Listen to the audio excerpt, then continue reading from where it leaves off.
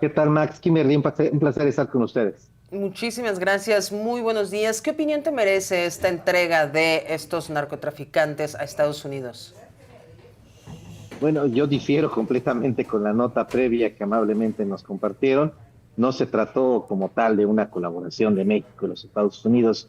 Se trata más bien de un acto más de sumisión del gobierno de México hacia las peticiones y chantajes arancelarios de Donald Trump. Se violó el tratado de extradición con la expulsión de estos narcotraficantes.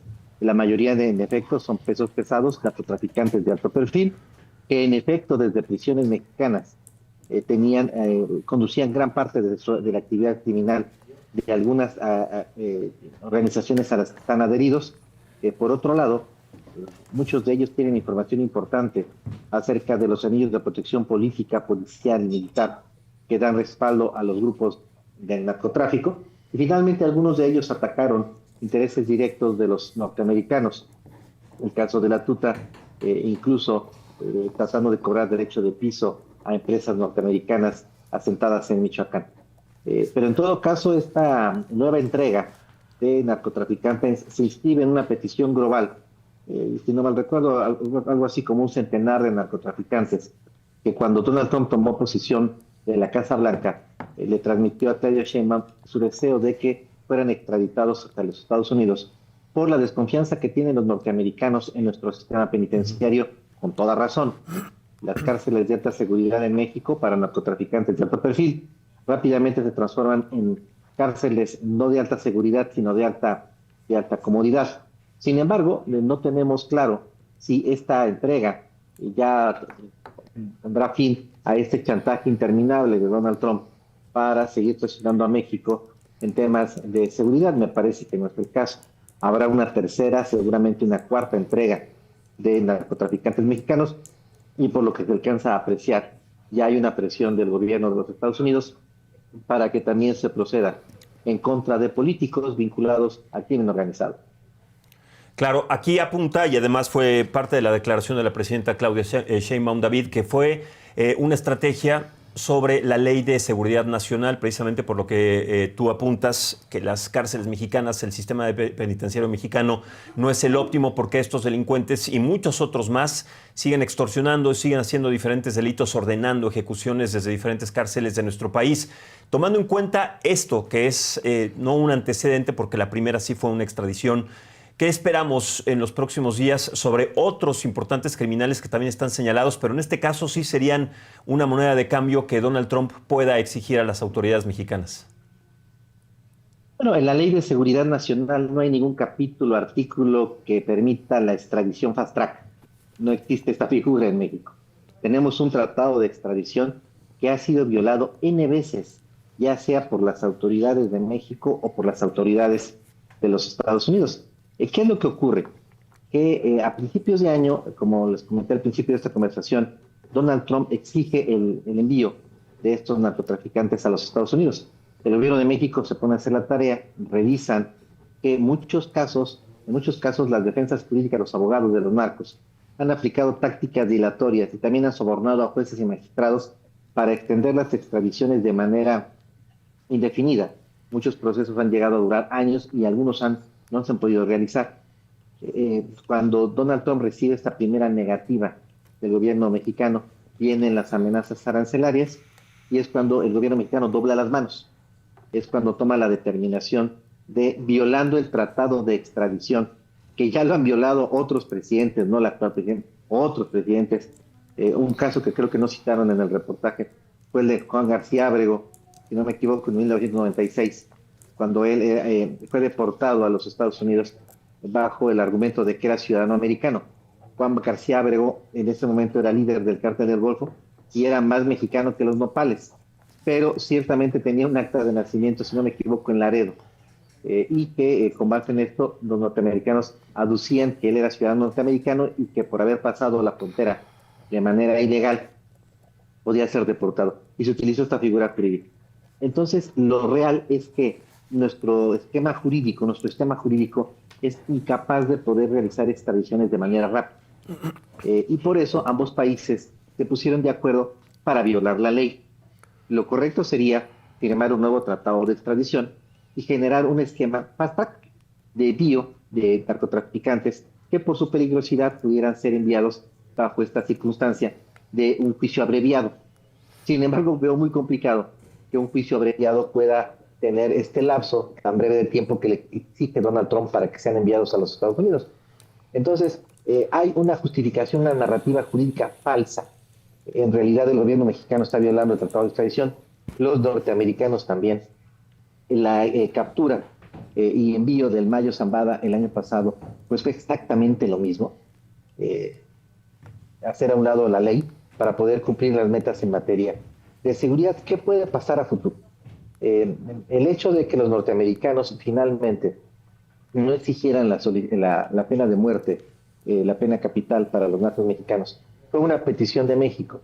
Los narcotraficantes mexicanos, vistos en la disyuntiva de morir peleando en México o morir encarcelados en la silla eléctrica, morir en la silla eléctrica en los Estados Unidos, seguramente muchos de ellos habrían preferido morir peleando en México, disparando la última bala que tuvieran y generando actos de narcoterrorismo, coches bomba, magnicidios, ataques a la población civil. Y el gobierno de México pide al gobierno norteamericano que elimine la pena de muerte para los narcotraficantes mexicanos para evitar que haya un incremento de la violencia homicida en el país. Tengo la impresión de que no todos los narcotraficantes van a estar de acuerdo con este cambio de reglas. Los narcos mexicanos siempre han sabido que pueden pasar estadías cómodas en las cárceles mexicanas, pero no es lo mismo tener que llegar a los Estados Unidos y negociar toda una serie de situaciones como lo ha hecho Ovidio para obtener mejoras carcelarias. Intuyo que va a haber actos de represalia, que unos narcotraficantes no van a estar tan a gusto con este nuevo esquema, con estas nuevas reglas del juego, tal y como ocurrió en Colombia en la década de los 90, con los así conocidos como extraditables, un grupo de narcotraficantes colombianos que se oponían a ser enviados a las cárceles en Estados Unidos. David, los sobrevuelos que se decían, por ejemplo, ayer con drones en el área de Valle de Bravo, ¿frente a qué estamos? Es parte del acuerdo de seguridad, las cláusulas secretas de este acuerdo entre México y los Estados Unidos, que tiene varios componentes. El incremento de los decomisos, extradiciones, capturas de narcotraficantes de alto perfil, la compra de armas de México hacia los Estados Unidos para combatir al narco, el envío de tropas de la Guardia Nacional a la frontera norte, a la frontera sur, para reforzar y evitar las mareas de migración ilegal, y el incremento de sobrevuelos de drones para hacer labor de inteligencia, para que posteriormente unidades especiales de los Estados Unidos que pudieran ser civiles, CIA, el FBI, la DEA, la Homeland Security, o bien militares, Rangers, Fuerza Delta, SEALs, procedan para estar en territorio mexicano para hacer captura de narcotraficantes o bien el desmantelamiento de narcolaboratorios. Existe esta posibilidad a raíz de esta orden ejecutiva que firmó Donald Trump y que dio a conocer el New York Times. No me queda claro en consecuencia que lo que dijo Mar García Harfuch corresponda a la verdad. Me parece que también está mintiendo. Desde hace tiempo el gobierno norteamericano está lanzando drones, aviones tripulados para hacer labor de inteligencia, geolocalización de narcolaboratorios, geolocalización de narcotraficantes de alto perfil, la identificación de rutas, el monitoreo de tanques, cisterna que traen huachicol fiscal, la identificación de submarinos que vienen desde Colombia, desde Sudamérica, Ecuador, Perú, Venezuela, con cargamentos de cocaína. Toda esta participación del Ejército de los Estados Unidos en la vigilancia del espacio aéreo mexicano, por supuesto que es con el objeto de cumplir con las metas en materia de seguridad que se han planteado los americanos. David, Omar García Harfuch dijo que estaban completamente y plenamente enterados del sobrevuelo de este dron no tripulado, pero regresando al tema de los criminales entregados, él dijo que también esto era un acuerdo de colaboración con los Estados Unidos, mientras que la presidenta Sheinbaum dice que fue una decisión soberana. Es decir, hay contradicción en estas declaraciones. ¿A quién le podemos creer? Me parece que el gobierno mexicano tiene la intención de generar una narrativa, de dar la impresión de que hay una colaboración, de que hay una sinergia con el gobierno de los Estados Unidos. No es el caso. No hay una colaboración, hay una sumisión. No hay como tal una sinergia, hay una imposición. Los norteamericanos desean corregir el déficit comercial, desean detener la migración ilegal y desean contener los envíos de fentanilo de México hacia los Estados Unidos. Y para esto presionan al país, a México, como si fuera un enemigo y no como un aliado. No es una situación de Donald Trump exclusiva hacia México. Tiene la misma postura, injerencista, agresiva, combativa, con la Unión Europea, con Japón, con Canadá. Y la postura de México ha sido no pelear con Donald Trump, decir que tenemos una excelente relación, que nos llevamos muy bien con él y que todo lo que ocurre es de mutuo acuerdo. No me lo parece. A mí me gustaría que Omar García Harfuch no reaccione a las decisiones de los norteamericanos, sino que nos las anticipe. Estaría bien que nos diga, la próxima semana va a haber tantos sobrevuelos. Me parece que ellos mismos no están enterados de las cosas que hacen los norteamericanos en México. Pero ellos insisten en tener esta narrativa de defensa de la soberanía, de que están negociando con los americanos. No es negociación, es sumisión. Y en ocasiones la presidenta Claudia Sheinbaum llega a asumir un discurso nacionalista, obviamente para envolverse en la bandera y tener puntos de popularidad en las encuestas. Esta estrategia les ha funcionado, por cierto. Quizá no nos guste, a mí no me gusta en lo más mínimo, pero entiendo perfectamente que es rentable para la presidenta Claudia Sheinbaum asumir esta narrativa falsa de colaboración con los americanos, incluso en ocasiones de confrontación, porque les permite ganar puntos en encuestas. La mayoría de las encuestas de materia de opinión pública nos muestran que Claudia Sheinbaum tiene niveles de aprobación de 60 y de hasta 70%. Entonces, siendo una narrativa falsa, es una narrativa eficaz. David, si fuera una narrativa falsa, siendo Trump como es, ¿no crees que saldría a decirlo? Porque Trump y las autoridades de Estados Unidos también han dicho que México colabora de maneras muy importantes con Estados Unidos. Y con relación a lo que comentabas de que Omar García Harfuch nos anticipara que va a haber estos sobrevuelos, podría ser un sinsentido en materia de seguridad. En primer término, Donald Trump sí desmiente constantemente al gobierno de México. Lo dijo recientemente, poniendo un poco en vergüenza a la presidenta Claudia Sheinbaum, diciendo que ella tenía un pavor, un miedo a los cárteles mexicanos. Normalmente Donald Trump trata de obtener puntos también de popularidad en los Estados Unidos, y el gobierno mexicano, seguramente usted lo ha notado, normalmente sale a desmentir, a acotar, a frenar información que sale de los Estados Unidos. Normalmente el gobierno norteamericano busca difundir notas para mejorar los niveles de popularidad de Donald Trump y la caída que tienen puntos de encuesta del Partido Republicano. Se construyen dos narrativas. El gobierno de los Estados Unidos le habla a su público y suele poner en vergüenza y en ridículo al gobierno de México. Y el gobierno de México trata de construir una narrativa para contrarrestar los constantes misiles que lanza el gobierno de los Estados Unidos en contra de México. Entiendo perfectamente que este es un acuerdo entre ambas partes. Cada quien le habla a su propio electorado y tratan de mantener en reserva aquella información que tratan de que no se conozca por fines de lógica político-electoral de ambos partidos. ¿Qué es lo que ha sucedido en el pasado? Hay un preacuerdo entre México y los Estados Unidos. A pesar de que hay operaciones especiales de agentes americanos y de tropas de los Estados Unidos, esto puede ocurrir, pero lo que pide México es que sean operaciones encubiertas y que el gobierno de México se quede con el crédito de dichas operaciones. Les pongo un ejemplo. La captura de Chapo Guzmán se hizo gracias al apoyo de unidades especiales de la DEA. No lo digo yo, lo dicen los propios agentes de la DEA que escribieron un libro en donde dieron a conocer toda esta información. Así actúa la DEA y los Estados Unidos. Lanzan operativos de captura en países de América Latina y permiten que las autoridades locales se lleven el crédito. Esto para que países como México puedan decir que están defendiendo la soberanía y de que no hay intervención. Con respecto a los sobrevuelos, hace tiempo se autorizó en Estados Unidos que se realizaran este tipo de incursiones aéreas.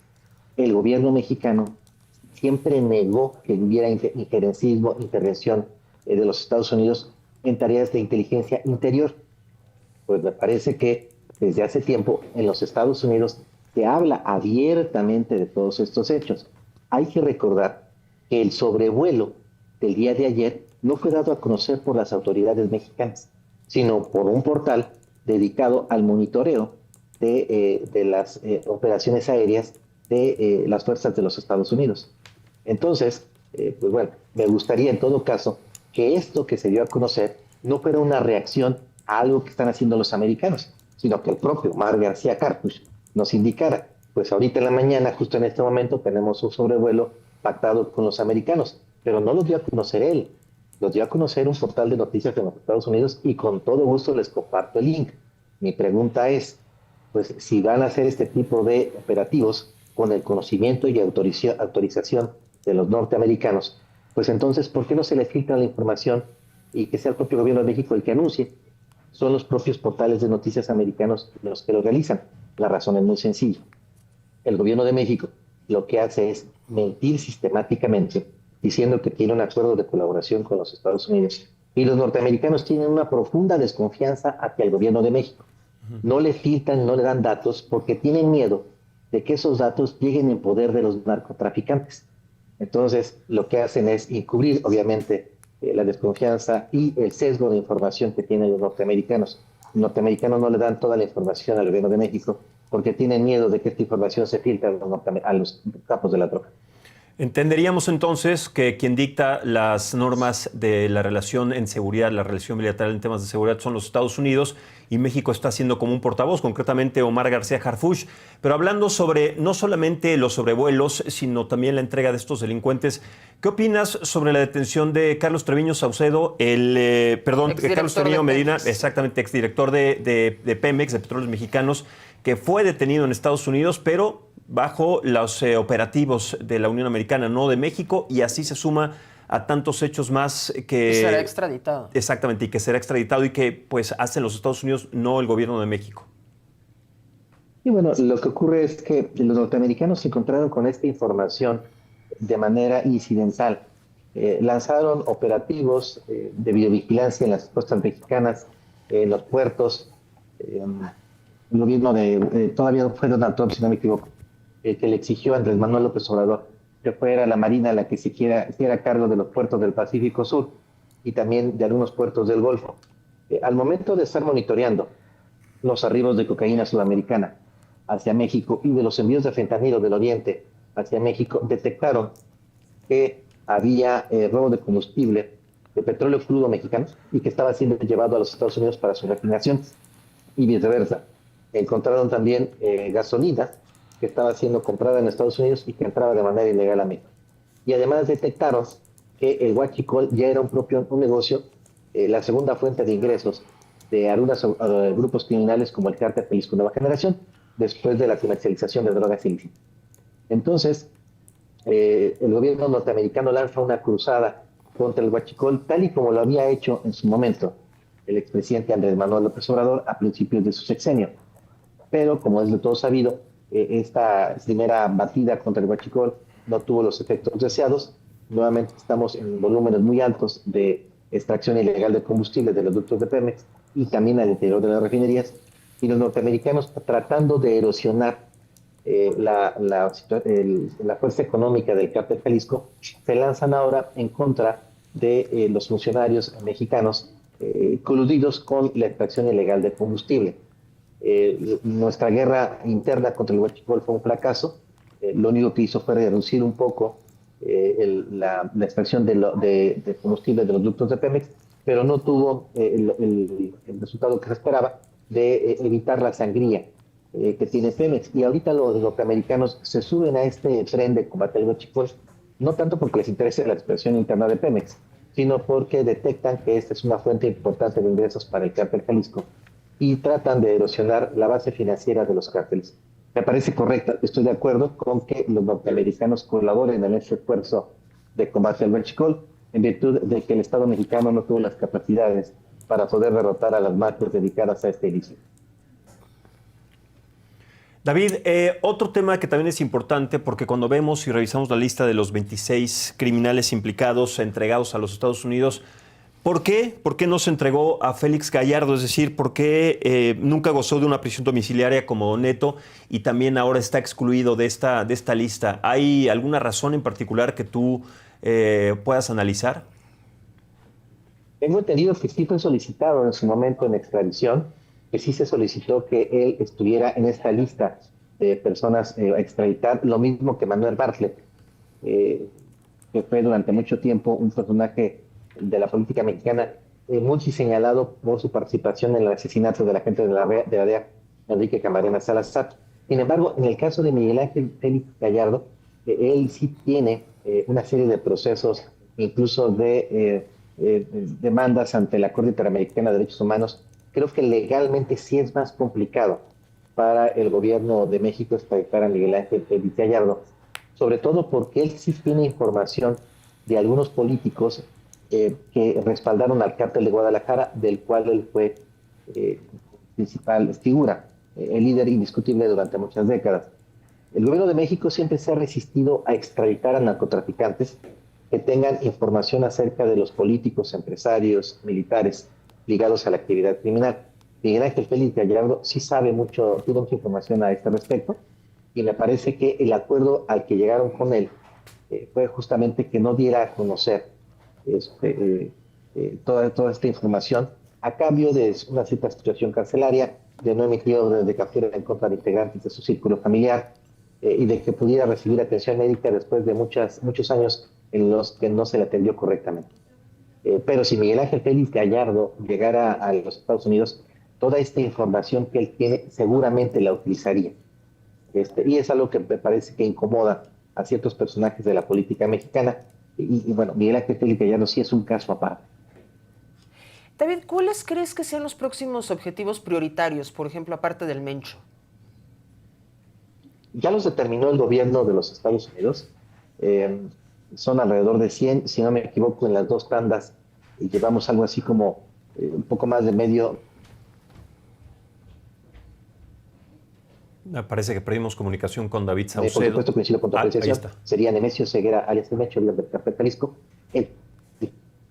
Es que se espera, seguramente al interior del cártel Jalisco. Los cárteles en México son dinásticos, se heredan de padres a hijos, hermanos, tíos. El Mencho ya no hay línea sucesoria. Su hijo, el Menchito, fue capturado y enviado a los Estados Unidos, sentenciado además. Uno de sus hermanos también fue detenido, procesado en Estados Unidos, y otro más se encuentra en custodia en México. Si el Mencho fuera capturado, habría una guerra sucesoria al interior del cártel Jalisco. Esta guerra provocaría que los generales, los comandantes de su vasto narcoimperio, se disputaran el control de la organización criminal. Habría una guerra sucesoria. Le faltan los hermanos Hurtado Lascuaga, el Presa y el Pez, que son los líderes de la familia michoacana. Faltan también liderazgos del cártel de Sinaloa, por supuesto, Alfredo Guzmán,